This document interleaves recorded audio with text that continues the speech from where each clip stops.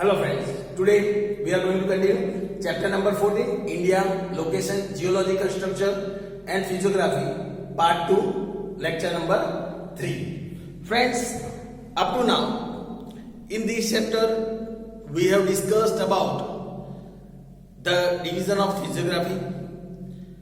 We learned that in the first part of this chapter, that was chapter number 13, we discussed about location and geological structure. In this chapter, we are discussing about the physiography of India. We learned that the physiography of India is divided into 5 parts. We can see northern mountain range, northern plain region, peninsular plateaus, coastal plains and archipelago. Friends, after understanding, in the previous lecture we discussed about the northern mountain range. We discussed that this northern mountain range is widespread in the north of India. The mountain range that passes from north to east direction. We discussed that the width of it is 240 kilometers to 320 kilometers. Friends, we also discussed that this very famous Himalayan mountain range, or we can say Himalayan mountain system, is a part of these northern Himalayan ranges. We discussed about that this Himalayan mountain system, which is a very important part of India, is very important source of natural vegetation for India. We discussed that Himalayan mountain system is formed in an arc shaped. We discussed in the previous lecture that Himalayan mountain range is divided into 2 parts. Northern mountain range is divided into 2 parts. That is the northern Himalayan range and the other is eastern Himalayan range. In northern Himalayan range, if we talk about the northern Himalayan range, it is divided into 3 parts: Greater Himalayas, Central Himalayas and the Shivalik range, or we can say the outer range or the outer Himalayas. Friends, we discussed about the Greater Himalayas is located at the highest peak, many highest peak like the Mount Everest, K2, that is Mount Godwin Austen, which is the highest peak of India, is located in this range. The Greater Himalayas is the highest range. Central Himalayas has the lower range. Greater Himalayas height, there are more than 40 peaks in the Greater Himalayas, which heights exceeds more than 7,000 meters. Friends, we also discussed about the Central Himalayas, which is located to the south of this Greater Himalayas. Its width is 8,200 kilometers. Friends, we also discussed that many famous hill stations like Dalhousie, Mussoorie, Simla, these all are located in this range. We discussed about the outer Himalayas as well, which is located to the south of this Central Himalayas, in which we discussed that its height, it's 10 to 15 kilometers, its width, and it has lesser height. This range is more famous for the hills rather than mountain ranges. Patka Hills in Arunachal Pradesh, Naga Hills in Nagaland. Such hills are famous. Garo, Kasi and Jaintia Hills are well known in Meghalaya. After learning about that, we also discussed about all this. Now moving towards understanding about the another part, that is the northern. After understanding the first physiography, that is northern mountain range, today we are going to discuss about the northern plain region. So today's topic that we are going to cover, that is northern plain.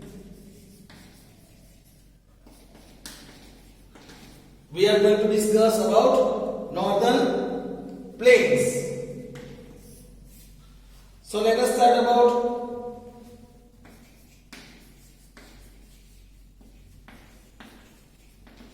northern plains. Friends, when we are discussing about these northern plains, the plain region, we can say plains means the plain region, the flat region. The plains, that is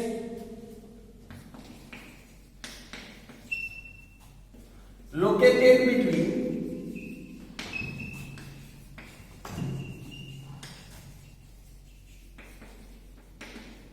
northern mountain range, the plain that is located between northern mountain range and northern peninsula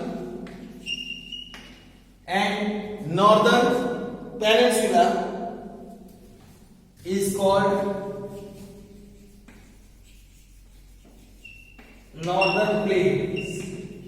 This region is known as northern plain region. This plain is formed due to the alluvium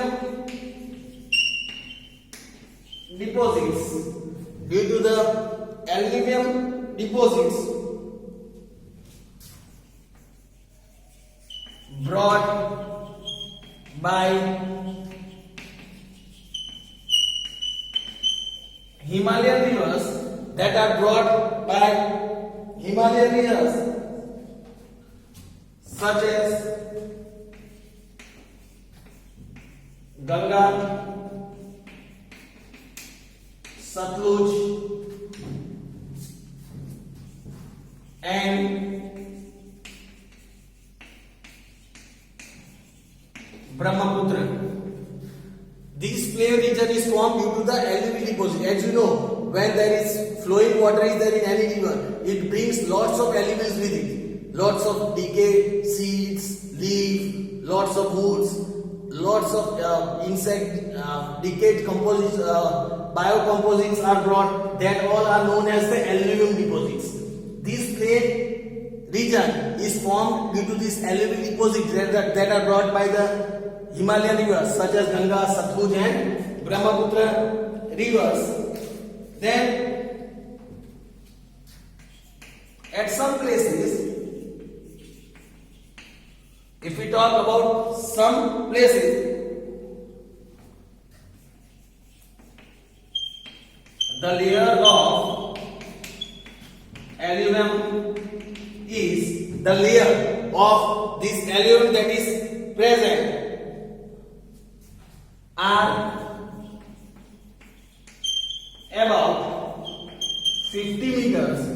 about 50 meter thick. At some places the layer of alluvium is more than 50 meters thick. So the alluvium deposition is where? Since these plains occupy a very large area, this plain area, they occupy a very large area in North India. In North India, as they occupy more area in North India, they are also known as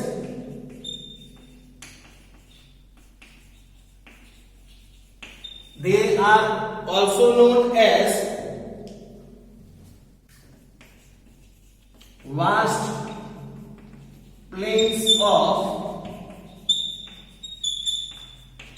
northern India. They are also known as the vast plains of northern India.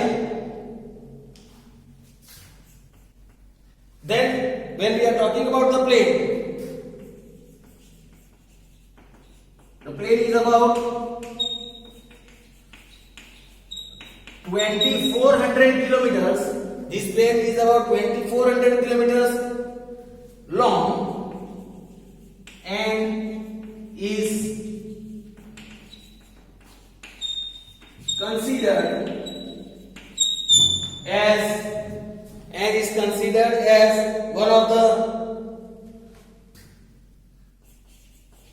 largest river plains of the world, as this plain area is formed due to the alluvial deposits of Ganga, Brahmaputra and Satluj river, which are the Himalayan perennial rivers. This occupies a very large area of the northern India, and that is why it is known as vast plain of northern India. This plain is about 2400 km long, and that is why it is considered as one of the largest river plains of the world. It is known as one of the largest river plains of the world. The plain is almost a level land. It is almost a level land. That is, we can say, flat land. It is almost flat land. None of its part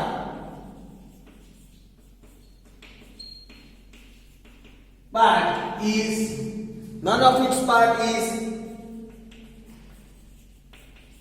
higher than 180 meters from sea level. This plain area is almost flat. None part of this area is more than 180 meter than the sea level. So this was the, here we can say again, as understanding about this, we can clearly understand this is one of the largest river plains of the world, and this plain is almost flat area. Friends, here it is said, the plain is divided into two parts on the basis of river.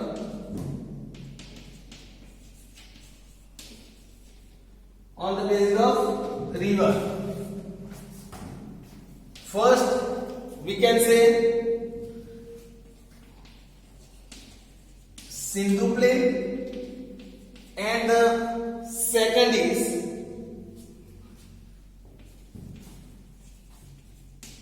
Ganga Brahmaputra plain. This plain is divided into two parts on the basis of river. First is Sindhu plain and the other is Ganga Brahmaputra plain. Let us start understanding about the first one, that is the Sindhu plain. If we talk about the Sindhu plain,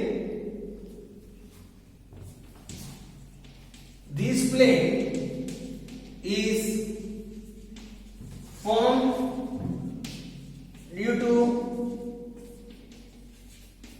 river Sindhu. This plain is formed due to river Sindhu and its 5 tributaries that is Jhelum, Chenab, Ravi, Beas and Satluj. These are the 5 tributaries of Sindhu river. Tributaries means the small rivers that at last join with these Sindhu rivers. So this plain region is formed due to Sindhu river and its 5 tributaries, that is Jhelum, Chenab, Ravi, Beas and Satluj. It is formed due to it. Most plain of its lies in Pakistan. Most of its plain area lies in Pakistan. Only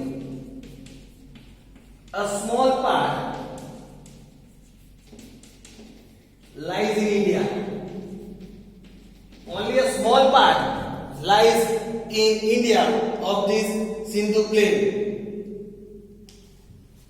And so this plain as very small region lies, and so this plain is quite narrow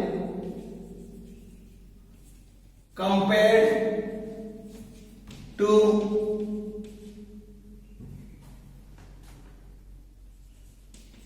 eastern plain. It is quite narrow compared to eastern plains. In India, this plain is also called, in India, this plain is also called the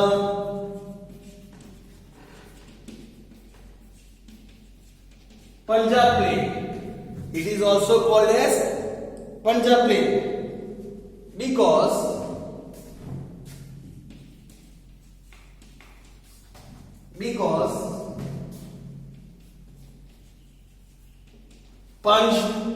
because Panch means 5 and Ab means water. Ab means water, and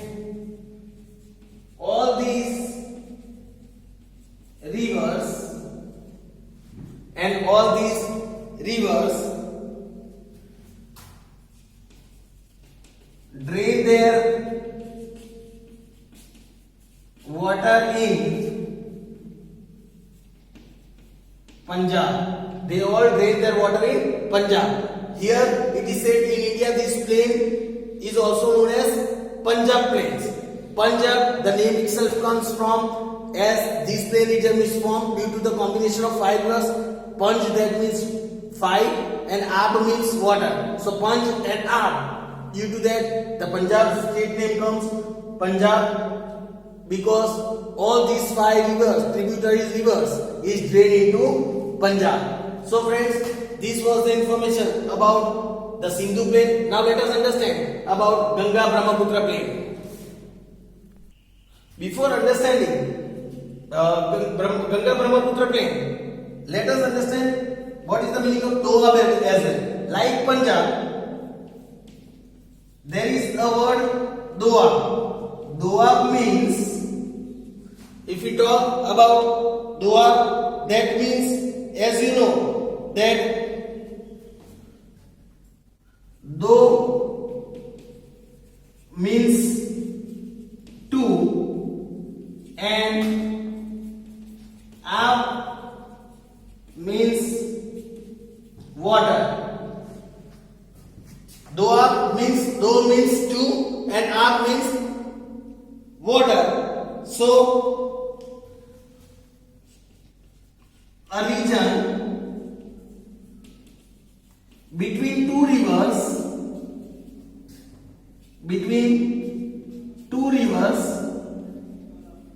are called Doab. The region between two rivers, any region that is between two rivers, that is known as Doab. Similarly, as we learned that the region between 5 rivers, that is known as Punjab. Similarly, the region between two rivers, that is known as Doab. So friends, you have understood about Doab and Punjab and about the Sindhu plain. Now let us understand about Ganga Brahmaputra plains. Now friends, the second, that is Ganga Brahmaputra plains. We can say it lies in the east. Ganga Brahmaputra plains that lies in the east on the basis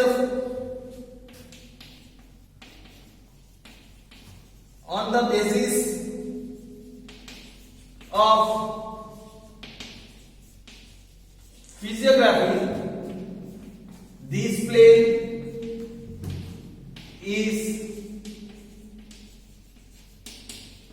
divided. This plain is divided into four parts. This plain is divided into four parts. That is Babar, Terai, Khadar and Banga. These, according to physiography, this Ganga Brahmaputra plain are divided into four parts. That is Babar, Terai, Khadar and Banga. Let us understand one by one. First of all, that is Babar, a small and narrow bed of gravels, stones, belt of gravels, stones lies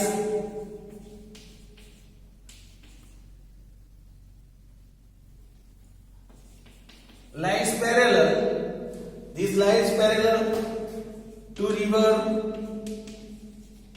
Sindhu. A small and narrow belt of gravel stones lies parallel to river Sindhu up to river Tista. That is from river Sindhu up to river Tista in Shivalik foothills.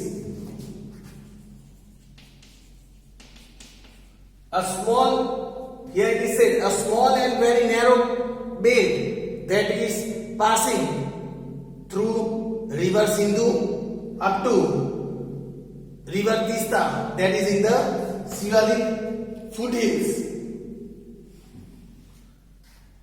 This bed, if we talk about this narrow and small bed that is made of gravel and stone, is almost, its width is almost 8 to 16 kilometers wide. It is 8 to 16 kilometers. It is called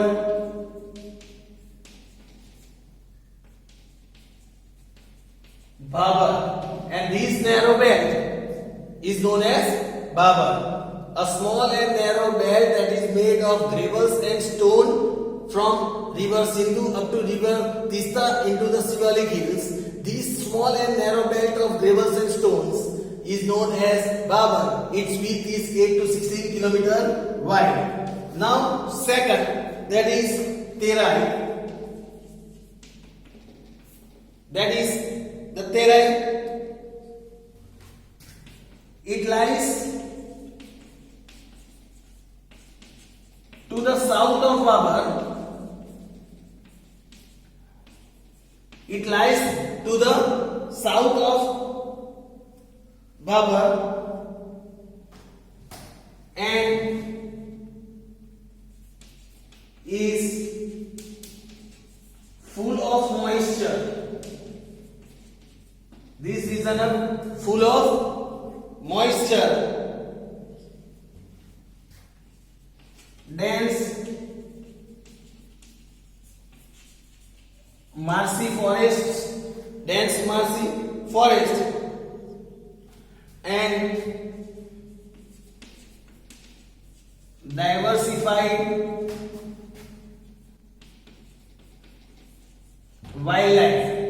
and diversified wildlife. Here it said in Terai region it lies to the south of the Babar, and it is full of this Terai region is full of moisture, as more rain is there over here, and here we can see very dense marshy forest over here, due to which wild animals, diversified wild animals are also seen over here in the Terai region.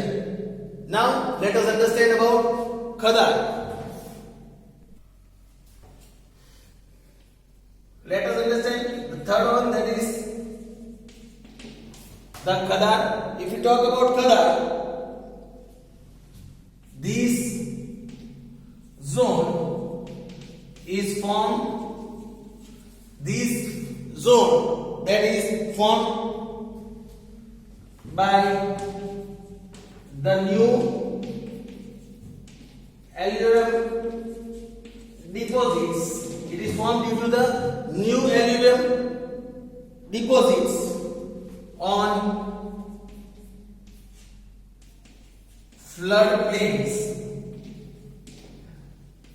On the flood plains, the new sediments of the flood is called Khadar. Whatever the new sediments are there and they are known as Khadar. Their new sediments are known as Khadar.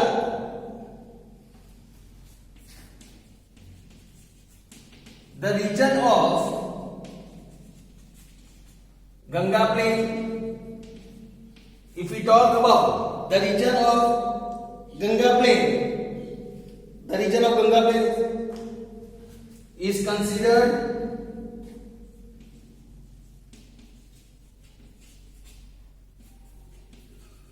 to be the most prosperous, is considered to be the most prosperous region of India.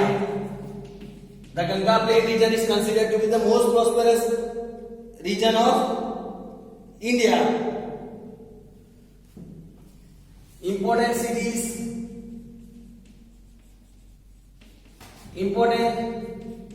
cities, such as Delhi, Agra,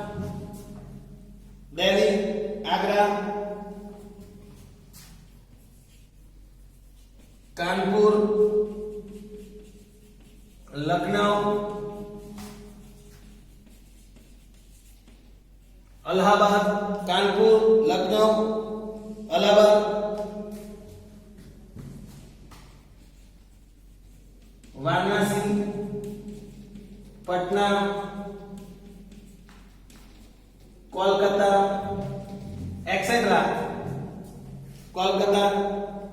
etc. Are situated in this plain region. They are situated in this plain region. Then let us understand about the fourth one, that is Bengal. This is the fourth part, Bengal. It lies to the south of Terai region. Bengal lies to the south of Terai region is formed due to old alluvium deposits. It is formed due to old alluvium deposits. The old alluvium in these plains is called Bengal.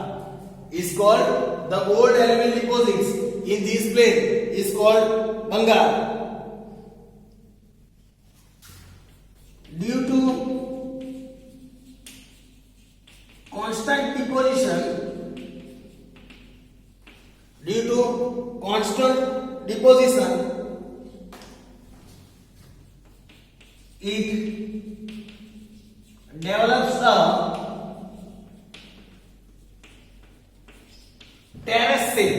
it develops a terrace shape.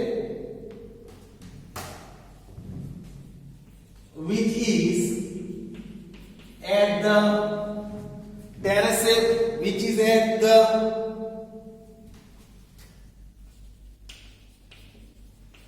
highest level, which is at the highest level, then floodplains. It is more highest at the floodplain due to constant depositions. So friends, you have understood about all the four these information about both the plain regions. We discussed about the northern plains, and then we discussed about Sindhu plains and Ganga Brahmaputra plains. We will discuss about the other topics in our next lecture. Thank you.